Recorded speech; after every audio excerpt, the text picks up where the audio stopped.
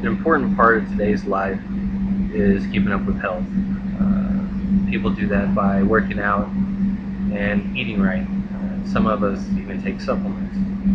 But something that's often overlooked is the proper use, proper equipment, period.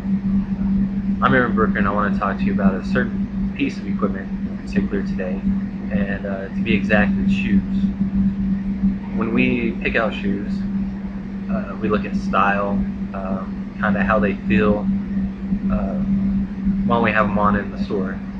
When we're picking out shoes, why not look at performance? What do they have to offer to us, as in health benefits, what we want them to do?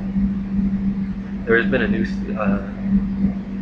recent years, there's been studies done in shoes, in the modern shoe, and how to make them better. And one thing they've been looking at is shoes today. Are they,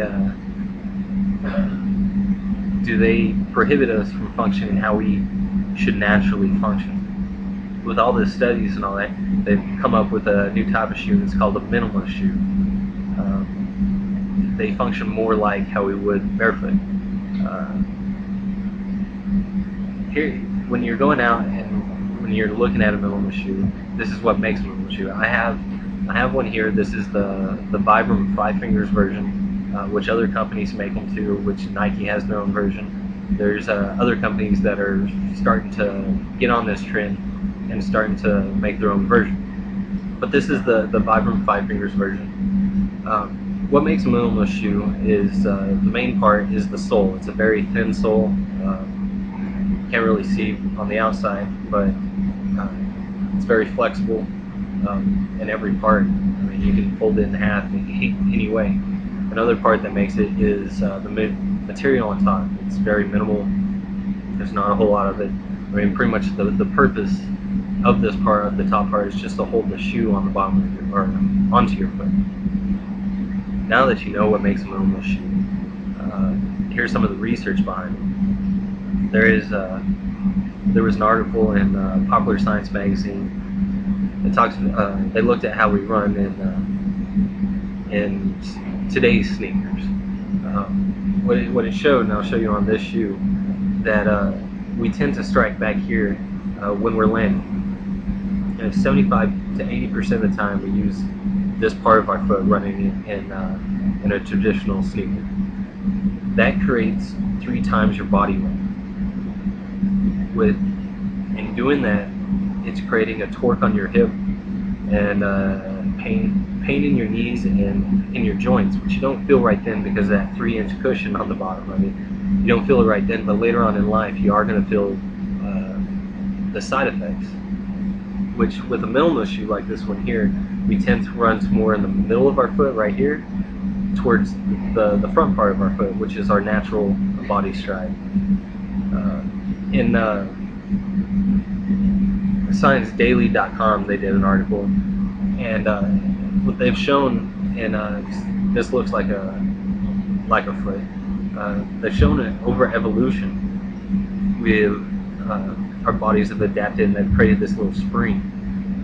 Looking right here, we call it our arch, which is also on the top of our foot. You can't see it because there's not a foot in here, but right here, this natural spring, what it's meant to do is when we come down, we absorb some of the impact, and it builds up energy.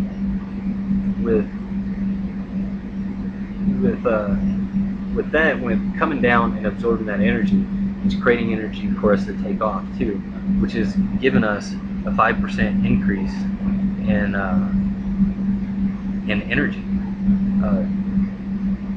Dr. Daniel Lieberman from Harvard University he's been studying this for years, and he's also looked into the evolution of the foot and everything. And he said because of this development in our arch, we've created muscles throughout our foot and all the way up into our calf, that with a normal shoe, it doesn't actually exercise, work out, and build those muscles. But with a minimalist shoe, or being barefoot, you are that's when you're going to get the maximum effect on those muscles more to work them out. And by doing that, you're creating a healthier foot, a healthier calf, and then all around a healthier body. If you're looking for health. Now, with all research, today's research aside, I mean, looking back into history, in 490 BC, there is a Greek soldier that ran from the battlefield all the way to Athens. He ran 25 miles to announce the victory over the Persians. The battle that he ran the battlefield was near a small city called Marathon, which that also now lends its name to the Olympic sport. But he ran 25 miles, probably barefoot, most likely with a minimalist shoe, some type of sandal, like a strap of leather on the bottom just to protect him from the ground, with a couple of straps up there just to hold it on.